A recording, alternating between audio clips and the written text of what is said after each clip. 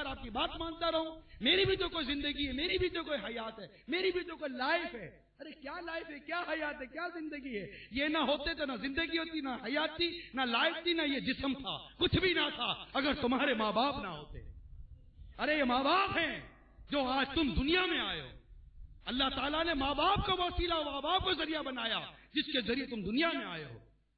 آج ماں باپ سے یہ باتیں کرتے ہیں، یہ اولاد کا ایٹیٹیوڈ آج دنیا میں عام ہوتا جا رہا ہے۔ آج باپ اولاد سے ڈر رہا ہے، اولاد باپ سے نہیں ڈر رہی۔ آج ماں اس بات کا ڈر رکھتی ہے کہ اگر اپنے بچے کو کچھ کہہ دوں گی تو یہ میری دو دن تک، تین دن تک میرے سے بات نہیں کرے گا۔ لا حول ولا قوت الا باللہ العلی العظیم۔ ارے کیسی بے غیرتی، کیسی بے شرمی ہے کہ ماں ڈرتی ہے کہ میرا بیٹا مجھ سے بات بند کر دے گا۔ بیٹا ڈرتا کہ کہیں ماں ناراض ہو گئی تو میرا کیا بنے گا۔ اولاد ڈرتی کہ اگر میرا باپ روٹ گیا تو میرا کیا بنے گا۔ مگر بالکل معاملہ الٹ ہو چکا ہے۔ بخاری اور مسلم کے حوالے سے ہمارے آقا صلی اللہ تعالی علیہ وسلم کا فرمان عبرت نشان ہے کہ میں تمہیں نہ بتاؤں کہ سب کبیرہ گناہوں سے سخت تر گناہ کیا ہے؟ کیا نہ بتاؤں کہ سب کبائر سے بدتر کیا ہے؟ کیا نہ بتاؤں کہ سب کبیروں سے شدید تر کیا ہے؟ صحابہ کرام علیہم رضوان نے عرض کیا، ارشاد فرمایا اللہ تعالیٰ کا شریک ٹھہرانا اور ماں باپ کو ستانا۔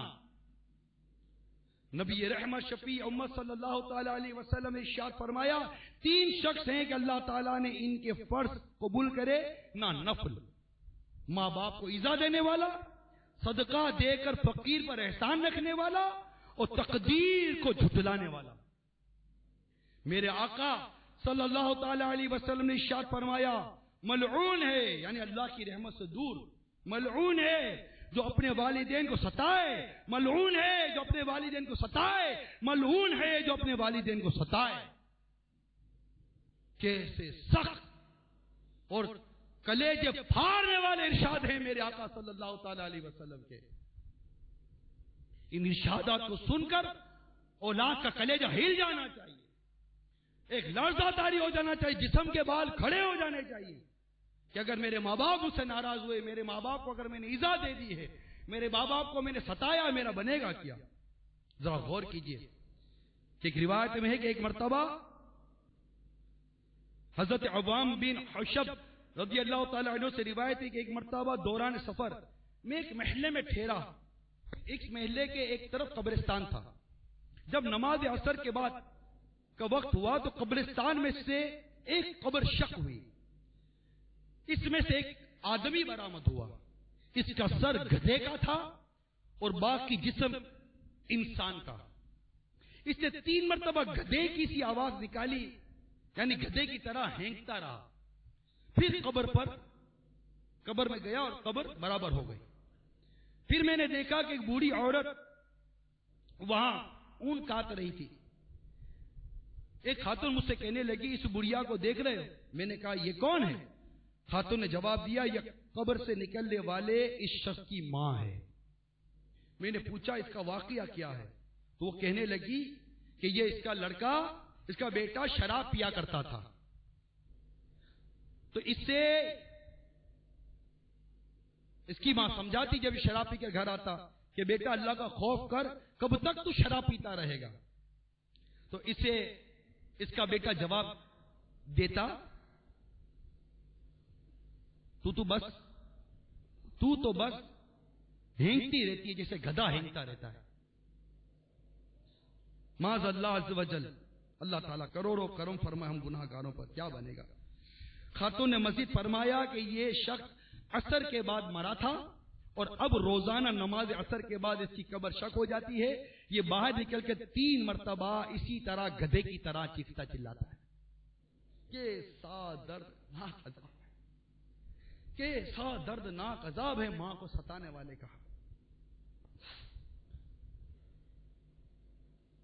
حضرت عبداللہ بن ابن عمر رضی اللہ تعالی عنہ یہ بہت ہی زاہد، عابد اور تہجد گزار صحابی تھے، مگر ایک دن ان کے والد میرے آقا صلی اللہ علیہ وسلم کی بارگاہ میں حاضر ہوئے اور اپنے بیٹے کی شکایت کرنے لگے اور فرمائے اور عرض کی، آقا میں اپنے بیٹے سے ناراض ہوں، اس پر میرے آقا صلی اللہ تعالی علیہ وسلم نے اپنے صحابی سے ارشاد فرمایا رب کی رضا باپ کی رضا مندی میں ہے اور رب کی ناراضگی باپ کی ناراضگی میں ہے۔ حضرت سیدنا جابر رضی اللہ تعالیٰ عنہ فرماتے ہیں کہ ایک صاحب نے نبی پاک صلی اللہ تعالی علیہ وسلم کی بارگاہ میں حاضر ہو کر عرض کی یا رسول اللہ صلی اللہ تعالی علیہ وسلم میں مال و عیال رکھتا ہوں اور میرا باپ میرا سب مال لینا چاہتا ہے۔ میرے آقا صلی اللہ تعالی علیہ وسلم نے ارشاد فرمایا تو اور تیرا مال تیرے باپ کا ہے۔ وہ اسلامی بھائی عبرت حاصل کرے جو اپنے باپ کو یہ جملہ کہتے ہیں تم نے کیا کیا ہے میرے لیے، تم نے کیا کیا ہے میرے لیے۔ یا دولت ہو اور باپ تنگ دست ہو تو باپ کو دولت دیتے ہوئے سوچتے ہیں اور باپ کو تانا دیتے ہیں ماں کو تانا دیتے ہیں، ماں کے سامنے پیسے گنتے ہیں، ماں پیسے لینا چاہتی ہے تو پیسے چھین لیتے ہیں۔ باپ کی طرف سے تھوڑی سی سختی ہوئی کہ باپ سے الجھتے ہیں۔ باپ اگر ان کے ماں سے کچھ تقاضا کرے کہ بیٹا میری آج کل کنڈیشن اچھی نہیں ہے تھوڑے بہت میری مدد کر دے تو کہتے ہیں کہ ابا جان کیا کروں بہت حالات خراب ہیں اب اپنا کرو میں اپنا کرتا ہوں۔ ارے ہمارے باپ نے تو یہ نہیں کہا تھا جب ہم نہ کما سکتے تھے نہ کھا سکتے تھے نہ پی سکتے تھے تو کچھ بھی نہیں کر سکتے تھے۔ آج ہم ماں باپ کو ایسی باتیں سناتے ہیں۔ سنو حضرت عبداللہ بن جابر رضی اللہ تعالی عنہ سے روایت ہے کہ نبی پاک صلی اللہ تعالی وسلم کی خدمت بابرکت میں ایک شخص حاضر ہوا اور عرض کی آقا میرے باپ میرے والد میرا مال لینا چاہتے ہیں۔ یہ حدیث پاک کو میرے آقا اعلی حضرت امام اہل سنت فتاوی رضیہ میں نقل کیا جس کا خلاصہ عرض کر رہا ہوں کہ میرے والد میرا مال لینا چاہتے ہیں۔ میرے آقا نے ارشاد فرمایا انہیں ہمارے سامنے لے آؤ، آپ کے والد صاحب کو ہمارے سامنے لے آؤ۔ جب حاضر ہوئے یعنی ان کے والد صاحب جب سرکار کی بارگاہ میں حاضر ہوئے تو ان سے ارشاد ہوا تمہارا بیٹا کہتا ہے کہ تم اس کا مال لینا چاہتے ہو۔ اس والد نے عرض کی آقا ذرا میرے بیٹے سے پوچھے تو صحیح کہ میں وہ مال لے کر کیا کرتا ہوں۔ یہی کہ اس کی پھپھیوں اور اس کی ممانی اور اس کی قرابت دار اور مجھ پر اور میرے بال بچوں پر خرچ کرتا ہوں اور کیا کرتا ہوں میں اس کا مال لے کر۔ اب یہ والد صاحب بات کر ہی رہے تھے کہ اتنے میں جبریل امین علیہ السلام آقا کی بارگاہ میں حاضر ہوئے اور حاضر ہو کر عرض کی آقا اس والد نے اپنے دل میں کچھ اشعار بنائے، ابھی بیان نہیں کہ دل ہی دل میں اس نے کچھ اشعار مرتب کیے ہیں، آپ اس سے کہیے کہ وہ اشعار اپنی زبان پر لائے اور آپ اس کے اشعار سماعت کیجئے، اس کی اشعار سنیے۔ چنانچہ میرے آقا صلی اللہ تعالی علیہ وسلم نے اس والد سے ارشاد فرمایا کہ کیا تم نے کچھ اشعار اپنے دل میں تصنیف کیے لکھے ہیں وہ مجھے بیان کرو۔ تو شخص نے عرض کی واللہ حضور کے معجزات سے ہمارے دل کی نگاہ ہمارا یقین بڑھ جاتا ہے۔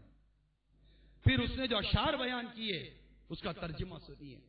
باپ کہتا ہے اے بیٹو اے نافرمان اولادو سنو اس مظلوم باپ کی فریاد۔ کہتا ہے میں نے تجھے غذا پہنچائی جب سے تو پیدا ہوا اور تیرا بار اٹھایا جب سے تو تنہا تھا، میری کمائی سے تو بار بار سیراب کیا جاتا رہا، تجھے بار بار اپنی کمائی سے میں کھلاتا رہا۔ جب کوئی رات بیماری کا غم لے کر تجھ پر اترتی تو میں تیری ناسازی کے باعث جا کر لوٹ کر بستر پر صبح کر دیتا تھا۔ میرا جی تیرے مرنے سے ڈرتا تھا کہ کہیں میرا بیٹا مر نہ جائے، حالانکہ اسے خوب معلوم تھا کہ موت یقینی ہے اور سب پر آنی ہے۔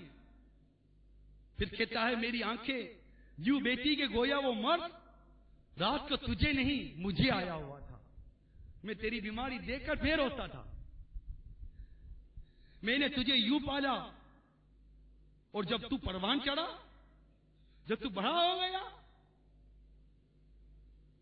اور اس حد کو پہنچا جس سے مجھے یہ امید لگی کہ اس عمر